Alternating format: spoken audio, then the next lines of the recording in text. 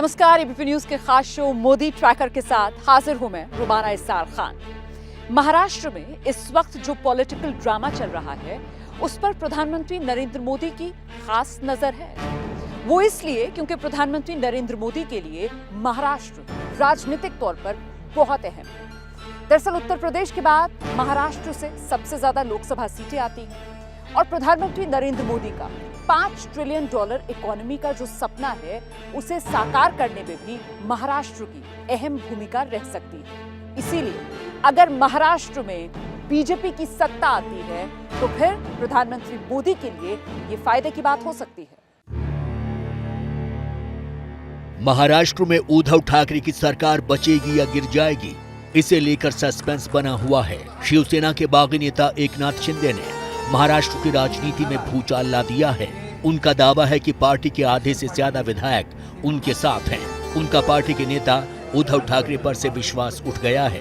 2.5 साल से चल रही उद्धव सरकार के सामने इतना बड़ा संकट पहले कभी नहीं आया। सरकार में शिवसेना के साथ शरद पवार की पार्टी एनसीपी और कांग्रेस भी है। शिवसेना का आरोप है कि बीजेपी उनकी सरकार गिराने की कोशिश कर रही है। खात्यात मी कोणत्याही कधी गडबड केलेली केलेली लुडबुड केलेली नाहीये, अजिबात केलेलं नाहीये। हे स्वातंत्र्य तुम्हाला भाजपासोबत मिळत असेल आणि जर आपल्या तुमच्यापैकी कोणी मुख्यमंत्री होत असेल तर जरूर जा आणि उपमुख्यमंत्रीच होणार असाल तर मला सांगायचं होतं की ठीक आहे, मला उपमुख्यमंत्री तरी करा, केलं असतं तुम्हाला उपमुख्यमंत्री।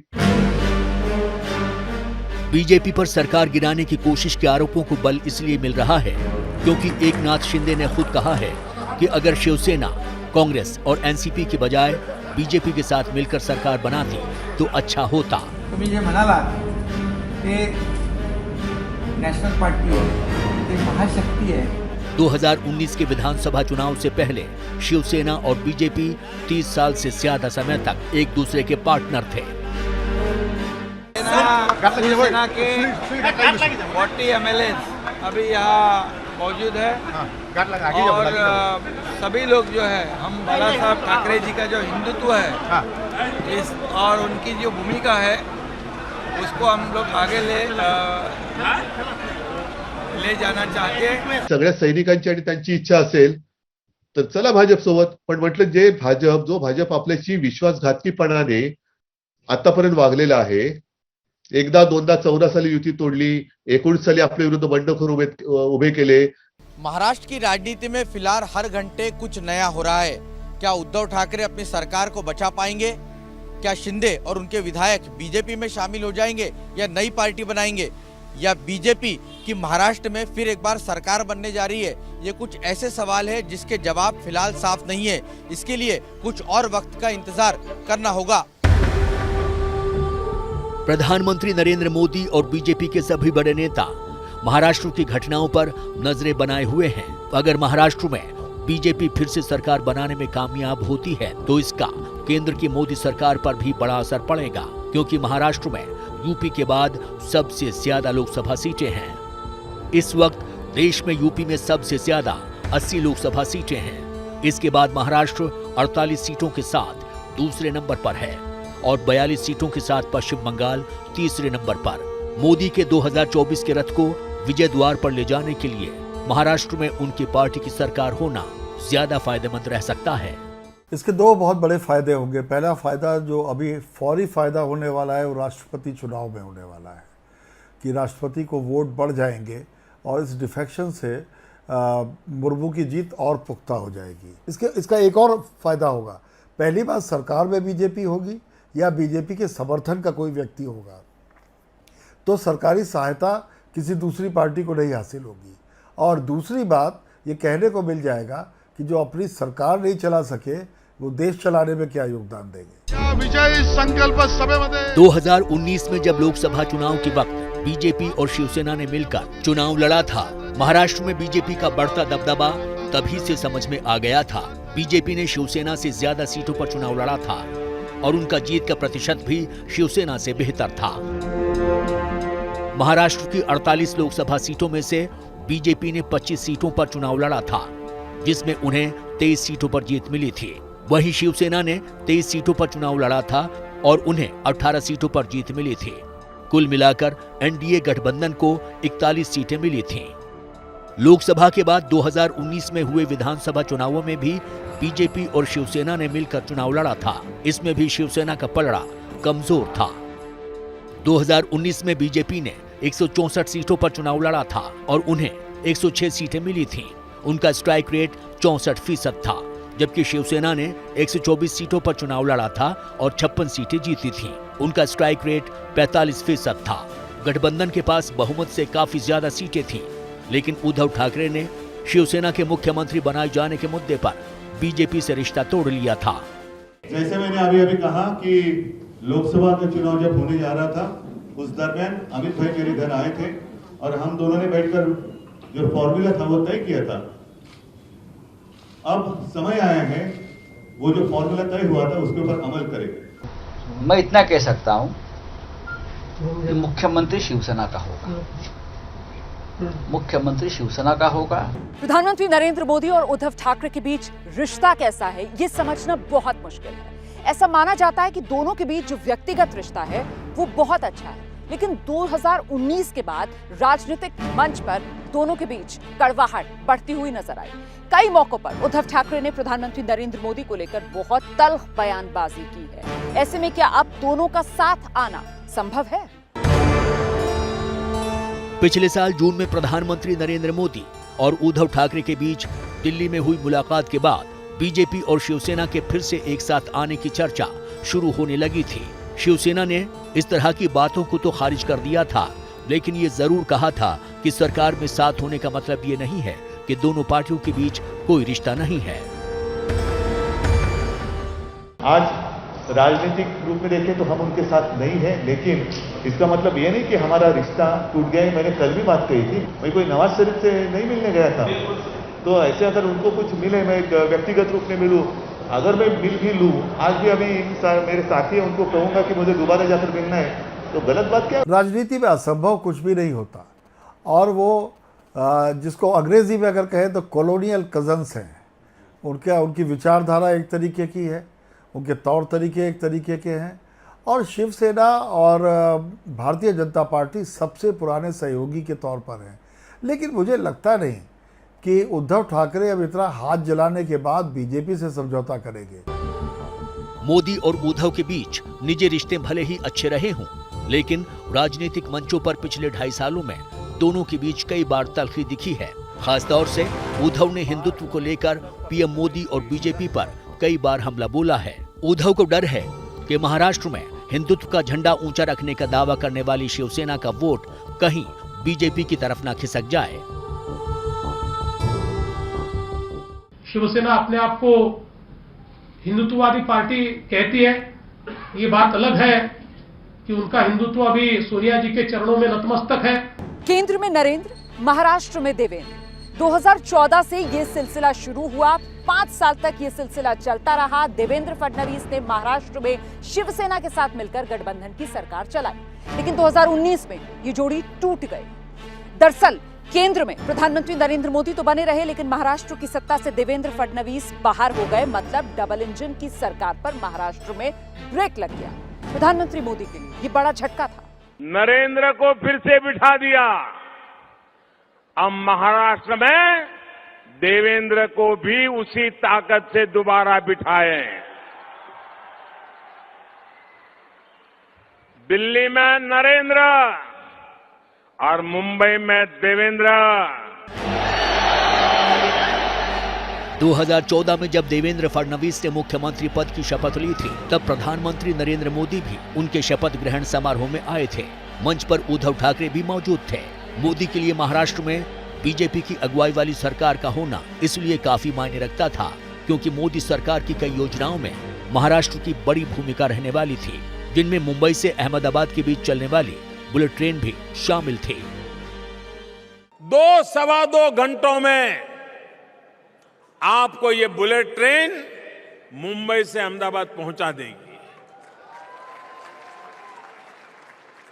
बुलेट ट्रेन से भारत की वर्तमान रेल व्यवस्था में सिर्फ एक इंक्रीमेंटल इंप्रूवमेंट ही नहीं, लेकिन देश को एक आधुनिक टेक्नोलॉजी, और नया सर्विस डिलीवरी सिस्टम भी प्राप्त होने वाला है। ऐसा माना जाता है कि जब केंद्र और राज्य में अलग अलग राजनीतिक दलों की सरकारें होती हैं तो कई अहम मुद्दों पर गतिरोध भी बना रहता है और उसका असर पड़ता है राज्य सरकार के अलग अलग कामों और परियोजनाओं के ऊपर। ऐसे में जब केंद्र में नरेंद्र मोदी की और महाराष्ट्र में देवेंद्र फडणवीस की सरकार आई तो उम्मीद जगी ये दिक्कतें कम होंगी। मुख्यमंत्री बनाए जाने के बाद देवेंद्र फडणवीस ने प्रधानमंत्री नरेंद्र मोदी की कार्यशैली को अपनाया। फडणवीस ने महाराष्ट्र में बीजेपी की आंतरिक राजनीति को तो काबू में किया ही, साथ ही मोदी सरकार के साथ भी सामंजस्य रखकर काम किया। वो उन चुनिंदा मुख्यमंत्रियों में से हैं जिन्होंने महाराष्ट्र में 5 साल का कार्यकाल पूरा किया। भले ही 2019 में उनकी कुर्सी खिसक गई, लेकिन उन्होंने हार नहीं मानी। जिस समय 2014 में हम अलग लड़े, हमारे आदरणीय प्रधानमंत्री जी ने पहली सभा में यह कह दिया कि मैं बाला साहब जी के बारे में, उद्धव जी के बारे में या शिवसेना के बारे में कोई बयान नहीं दूंगा, और उन्होंने कभी भी बयान नहीं दिया। किंतु जिस प्रकार से शिवसेना के नेताओं ने लगातार मोदी जी पर हमला बोला, जिन शब्दों में हमला बोला, जिन शब्दों का इस्तेमाल किया, हमारे विरोधियों ने भी उस प्रकार के शब्दों का इस्तेमाल मोदी जी के बारे में, हमारे नेताओं के बारे में कभी नहीं किया। हाल ही में हुए महाराष्ट्र में विधान परिषद और राज्यसभा चुनाव में भी फडणवीस ने दिखा दिया कि उनकी बीजेपी पर ही नहीं बल्कि विपक्षी पार्टियों में भी काफी पैठ है। फडणवीस के नेतृत्व में बीजेपी को महाराष्ट्र की राज्यसभा की 3 सीट और विधान परिषद की 5 सीटों पर जीत मिली। बीजेपी को अपनी ही नहीं दूसरी पार्टियों से भी वोट मिला। यहीं से एकनाथ शिंदे की बगावत की पिक्चर का ट्रेलर सामने आ गया था। विपक्ष के बड़े कद के नेताओं में मोदी अगर किसी को मानते हैं तो वो शरद पवार हैं। अच्छा, राष्ट्रपति चुनाव हो, लोकसभा चुनाव हो, राज्यसभा चुनाव हो या फिर कोई भी और राष्ट्रीय मुद्दा हो, शरद पवार ऐसे नेता हैं जिनकी तरफ पूरा विपक्ष एक साथ टकटकी लगाकर देखता है। ऐसे में अगर शरद पवार की पार्टी महाराष्ट्र की सत्ता से बाहर होगी तो जाहिर सी बात है पवार फैक्टर को कम करने में पीएम मोदी को मदद मिलेगी। केंद्र में मोदी के नेतृत्व वाली एनडीए सरकार और महाराष्ट्र में उद्धव ठाकरे के नेतृत्व वाली महाविकास आघाड़ी सरकार के बीच संबंध भले ही अच्छे नहीं रहे हैं, इन दोनों के बीच की गहरी खाई को पाटने के लिए शरद पवार हमेशा जुटे रहे हैं। भले ही राजनीतिक तौर पर वो और पीएम मोदी हमेशा विरोधी खेमे में रहे हों, लेकिन मोदी उनकी राजनीति के कायल रहे हैं। 2015 में उन्होंने शरद पवार की आत्मकथा के विमोचन पर अपना दिल खोल के रख दिया था। आज भी कोई बारामती जाकर के देखेगा तो चारों तरफ कुछ न कुछ रचनात्मक गतिविधियों में शरद पवार की महक आएगी, और इसलिए राजनीतिक जीवन होने के बाद भी उनका जो मूल पिंड रहा है वो रचनात्मक गतिविधि का रहा है। अस्वस्थ होऊन जीवन आता। शरद पवार के मुताबिक 2019 में महाराष्ट्र विधानसभा चुनाव के बाद बीजेपी एनसीपी से गठबंधन को लेकर बेकरार थी, लेकिन वो इसके पक्ष में नहीं थे। पवार ने कहा था कि प्रधानमंत्री नरेंद्र मोदी ने उनसे गठबंधन के लिए कहा था, लेकिन उन्होंने मना कर दिया।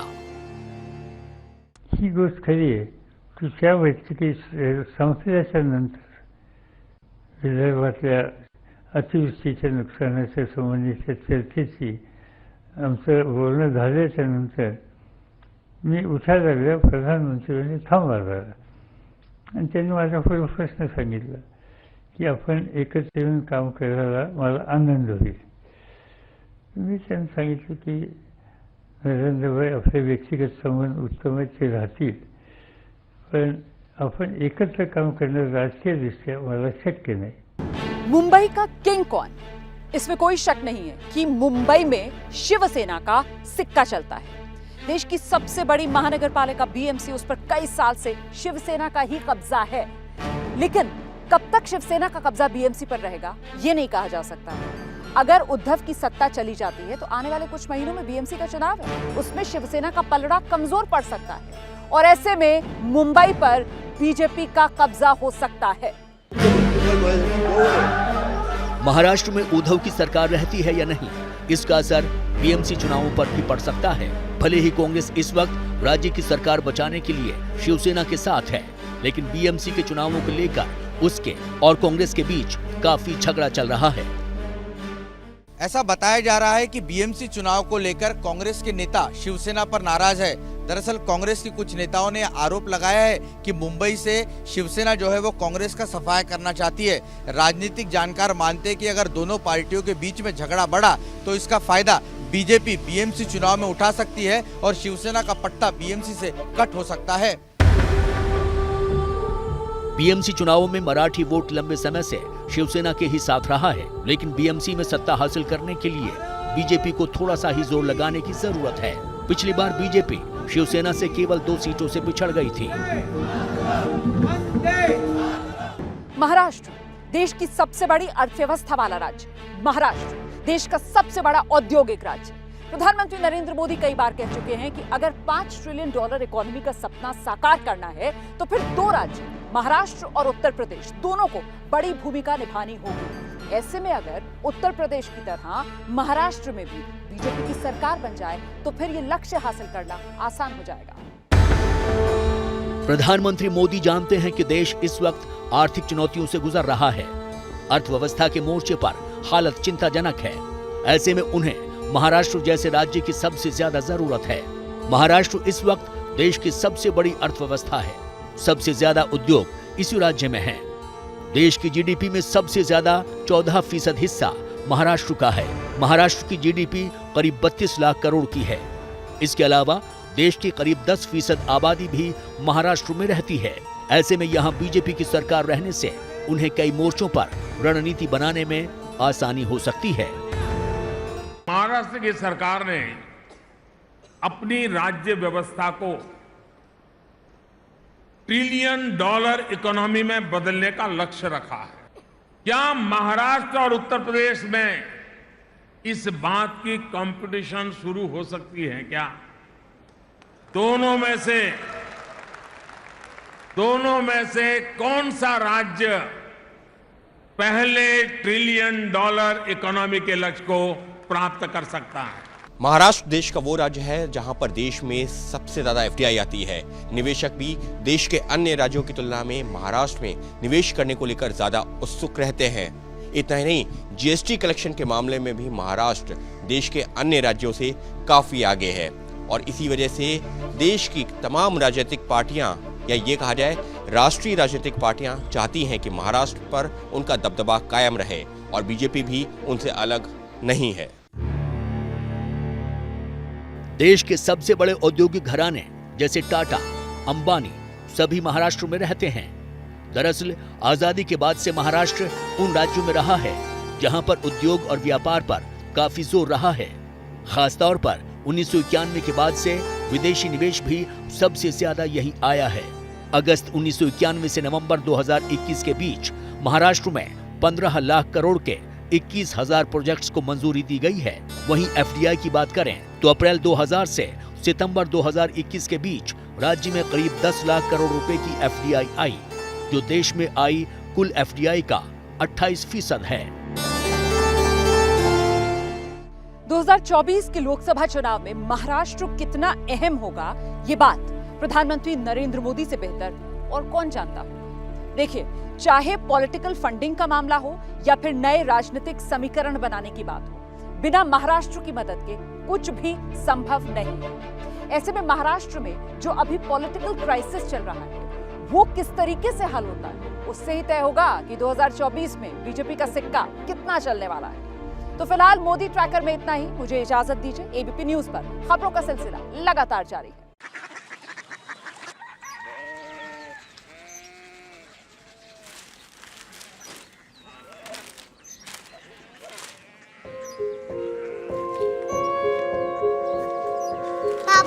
बाबा कोरिया सिटी जानी ना।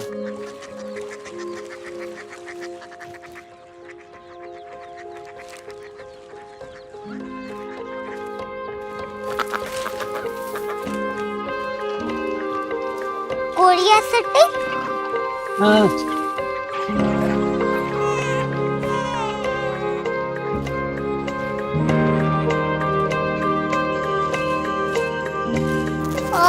कोरिया सिटी कहाँ पे है? शहर अंग्रेजी लगे हैं।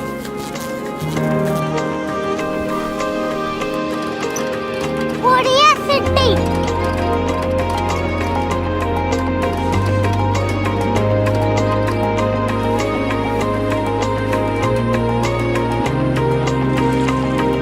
वो बहुत दूर है।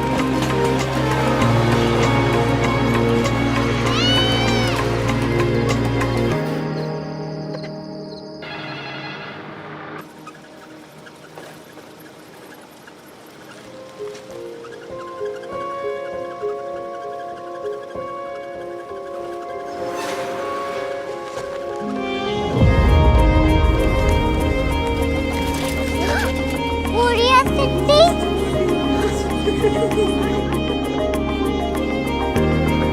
दुनिया को बोलना नहीं, कुछ लोग बड़े होते हैं। कोरिया सिटी कहाँ है? प्रोफेसर साहब को पता होगा। हो, ये छोटा वाला ग्लोब लगता है और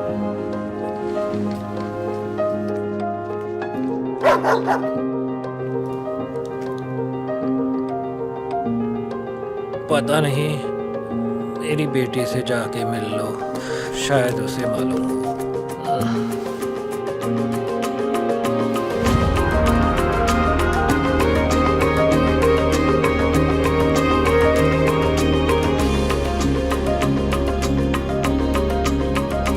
हाय, बाबा ने भेजा है। Come here. Korea city. Korea city नहीं, क्यूरियोसिटी। वो क्या? That's what brought you here? जो तुम्हें यहाँ तक ले आया। क्यूरियोसिटी।